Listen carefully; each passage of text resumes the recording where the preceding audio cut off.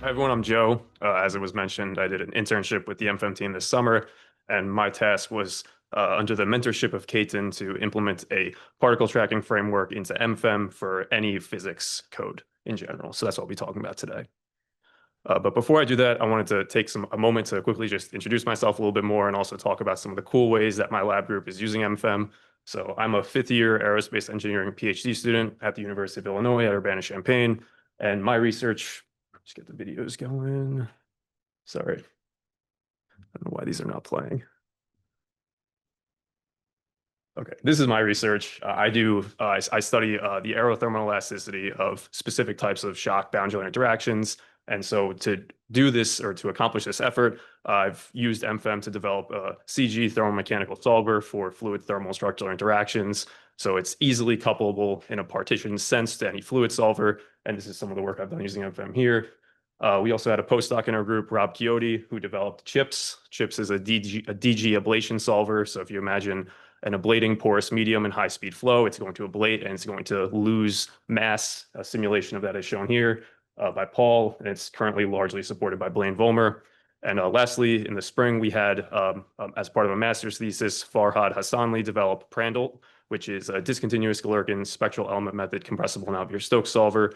Verification case of a double Mach reflection is shown here, and an application of ramjet inlet buzz by Mohammed as well. So these are some of the cool ways that we're using MFEM. If anyone's interested in chatting more about it, feel free to tag up with me after the talk. Okay, so now on to the particle stuff. So here's just a quick outline of the talk. First, I'll go over motivation and goals of what we set out to accomplish this summer. After that, I'll discuss in detail 3 new classes that we've introduced to accomplish these goals. And then following that, I'll go over mini apps and solvers that we've developed and updated to demonstrate usages of these new classes.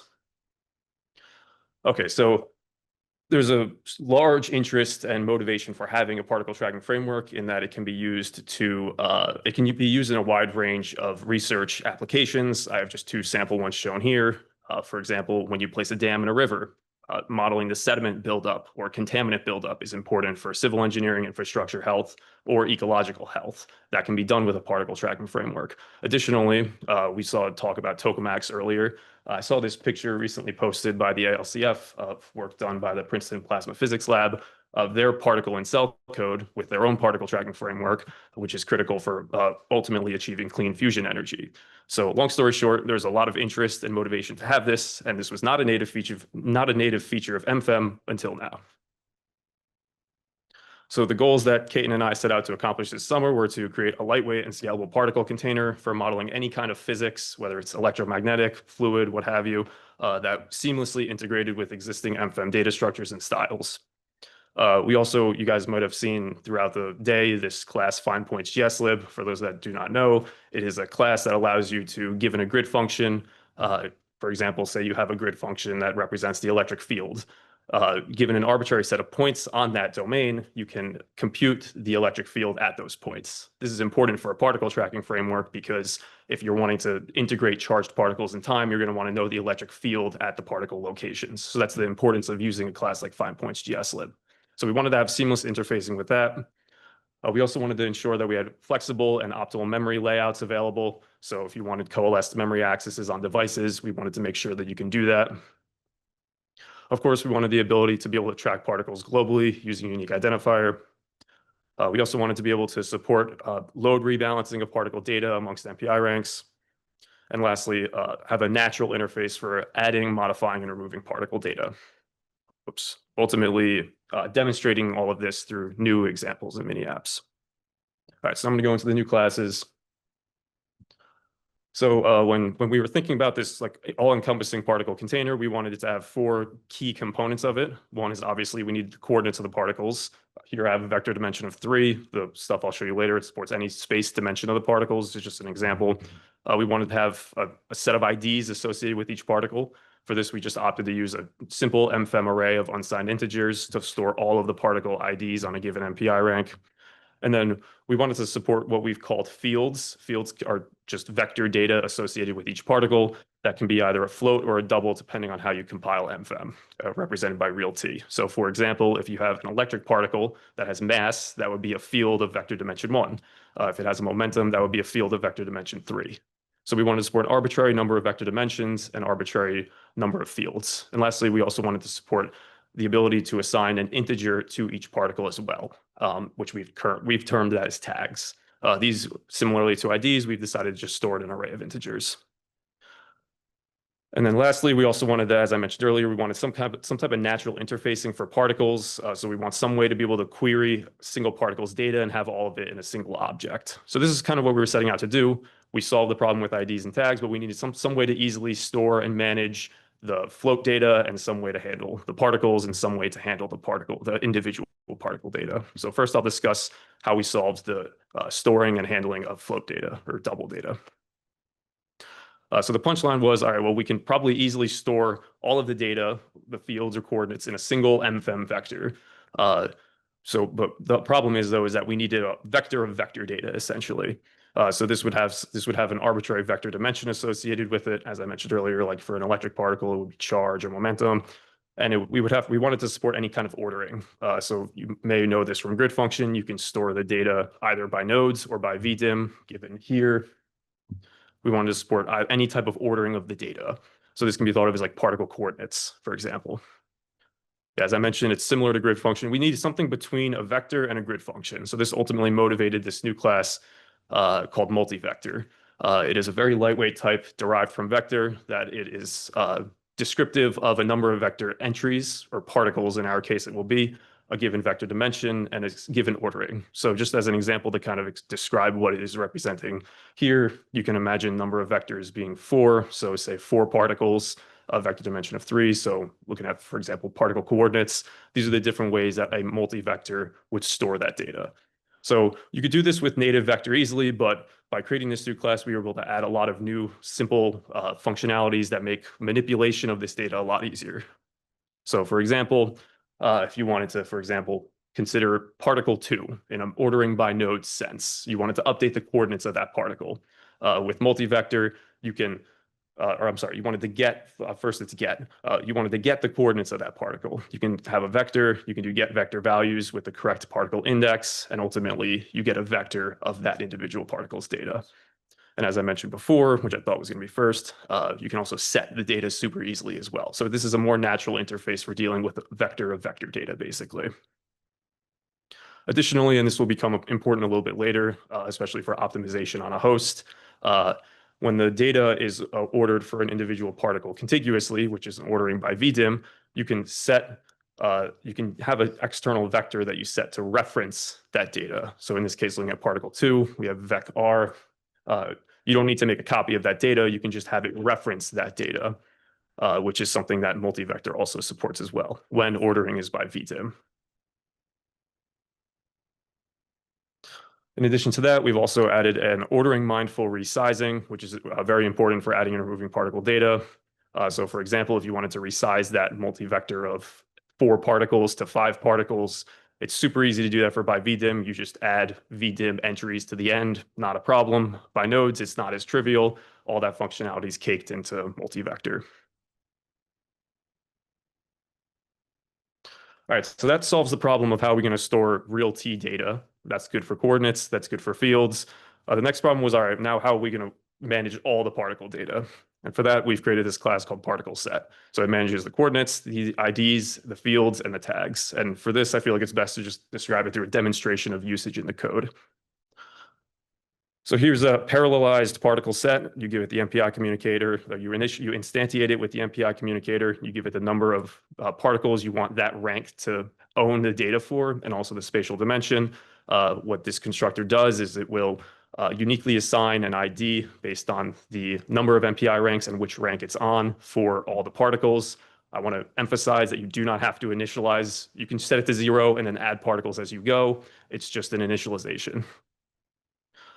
If you wanted to set the coordinates then of the particles, you can loop over all the particles in this fashion. So just particles.getMP is get the number of particles. You can set coordinates of a particle this way and then use the features of multivector to very easily set individual particle data. In addition to that, I mentioned this stuff, fields and tags. I wanted to explain how that can be added very simply. This can also be added during construction. This is one way that you can add fields. There's other ways that we've allowed to do it. Like I mentioned, at construction, this is after construction. You can do the particles.add field. You give it an ordering and you give it a string name associated with it, and it will return an index, which you can then use later to reference that field if you want. So just to go into that a little bit further, we've added our fields. In this case, say we're trying to model like a fluid particle. So we have a mass associated with it, we have the particle's velocity, and we have the fluid velocity at that location. So as I mentioned earlier, it was important for us to have a seamless interfacing with FindPoint's GSlib. I'm going to kind of showcase how that's done here. So say that you have this grid function that represents the fluid velocity on a mesh. You can get the coordinates in this fashion. You can get the field using the index that's returned earlier. So in this case, fluid velocity, particles.field, give it the index. You get a reference to the multivector representing fluid velocity. And then in standard fashion, you can construct a FindPoint GSlib object, give it the mesh. You can do find points based on all of the particle coordinates at once. And then you can interpolate the fluid velocity grid function onto the particles. So now we have a particle set that has fluid velocity multivector with the correct fluid velocity at the particle locations. In addition to that, with FindPoint's GSlib, we added a new method that returns the indices of points that are not in the domain. So say that you have a particle and it's vectored out of the domain. One simple way that you can remove the particles is just calling finder.getPoints not found indices. And this is how you would remove particles from a particle set. It doesn't have to be, all it does, this dot remove particles, is accept an array of indices of particles you want to get rid of. In addition to that, I mentioned how we wanted to support parallel load rebalancing of particle data amongst MPI ranks. We support that as well with particle set. You give it an array of integers representing the MPI ranks you want to send particles to or from, or send particles to. And this uses GSlib internally for optimal gather scatter operations for redistributing particle data as needed. And I have a mini app that will showcase this in a little bit more detail later if this is confusing at all. And lastly, we also added a simple output function for particle data, which can be easily imported into ParaView for nice visualizations. I guess the long-term goal would be to add this to something like data collection, but I had one summer to do this, so this is what we got for now. All right, so that solves the particle container. That solves the problem. So we have a multivector figured out to solve the real T data. We have particle set to handle the container.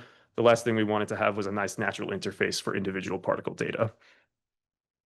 And to do this, we've created this class called particle to accomplish this goal of just being a very natural interface for individual particles.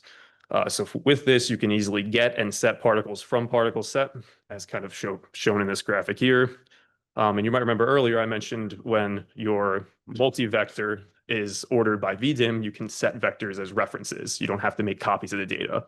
Well, particle set will detect if all of your multivectors are stored by VDIM, and then you can get a particle that actually just refers to all the data, as opposed to making copies of the data. We found this to actually lead to a pretty significant speed up on host, as opposed to having to copy all the data to a particle, set it, and then set it back. So that's a helpful bonus that we get when ordering is by VDIM. And that's it. This is kind of the layout of the new particle foundation that we've implemented into MFEM.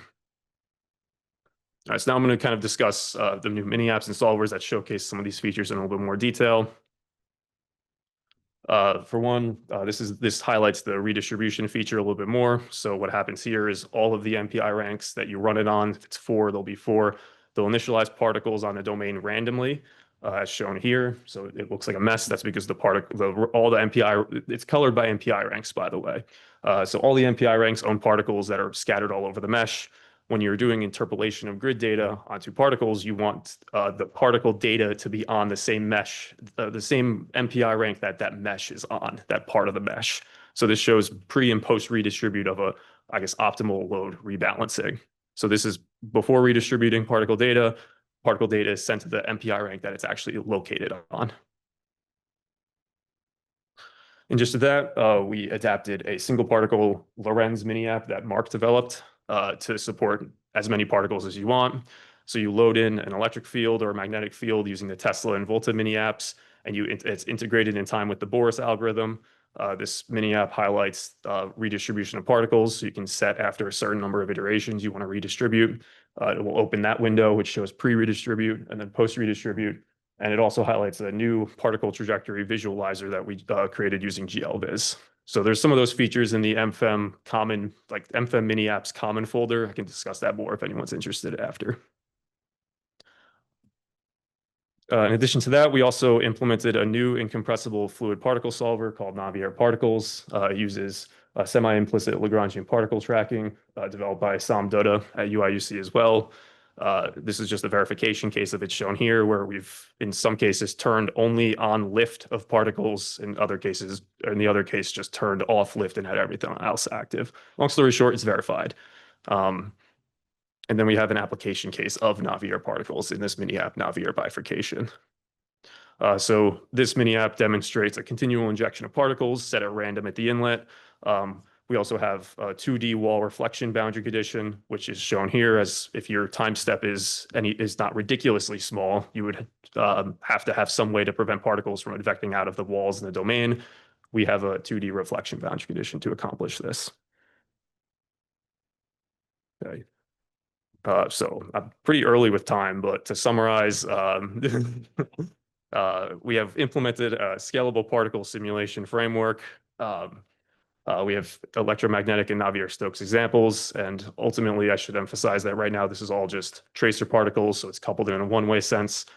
There's actively work going on to implement particle and cell particle and cell simulations with this foundation, and also particle-particle interactions too. And with that, I will, I guess, be done early. Thank you. Nice talk. This is Milan from XMR Energy. Maybe I missed it, but you shown you can do grid function to particle distribution. Can you go back? Yeah, are you saying interpolation of a grid function? Yeah.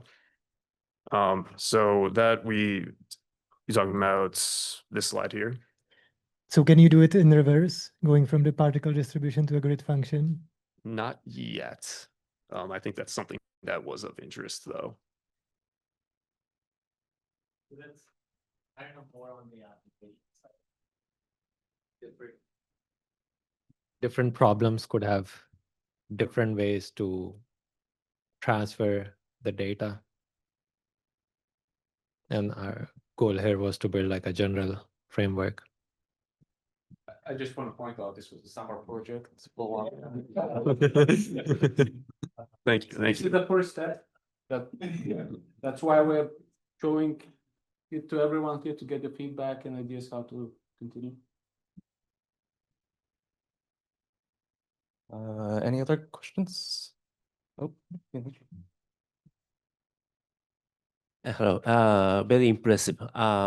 I'm curious about how you handle the the particle pushing, how those things are implemented in the general framework. You say particle. So momentum equation, Lorentz force equation, depending on the how you are particle pushed. You probably have a different way the of time integration of the particles. I mean, yeah. Oh yeah. So I mean, for Lorentz, and this was developed pretty much entirely by it was the inner loop for each particle was developed entirely by Mark for the Lorentz mini app using the Boris algorithm. I don't know a lot of the details of it because I pretty much just took that inner loop and added the particle framework into it. But we did spend a lot of time on this time integration scheme for incompressible Navier-Stokes. Sorry. And another question, sorry, is are you envisioning expand this to compute the electromagnetic field from, for example, in the case, created by particle? Creating, I'm sorry, could you? Created by the particles. In the early on, you saw the the XGC simulation there. So there, it's peak simulation. So you push the peaks, you particles, then eventually those particles makes the electromagnetic field, and it becomes self-conscious. Yeah, that is the idea. That is the long-term idea, I believe, to implement particle and cell. If if that's what you're referring to. I don't know. I will preface, I had zero particle experience before this internship, so I don't know a ton about the details, but I would direct you to Kaiten for any particle stuff. Do you have any comments? Long-term idea is to have particle, like full particle in cell. And this Lorentz miniapp is just like a starting point for that. We're envisioning building on this first step into many interesting applications. So you are eventually replacing the XGC.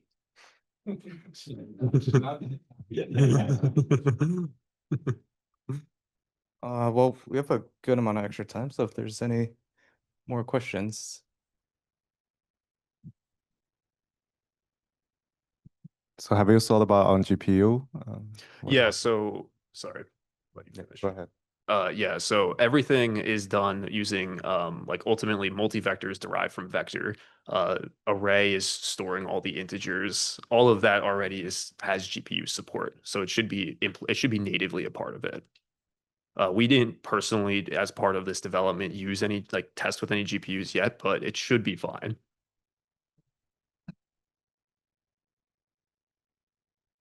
Scan operations.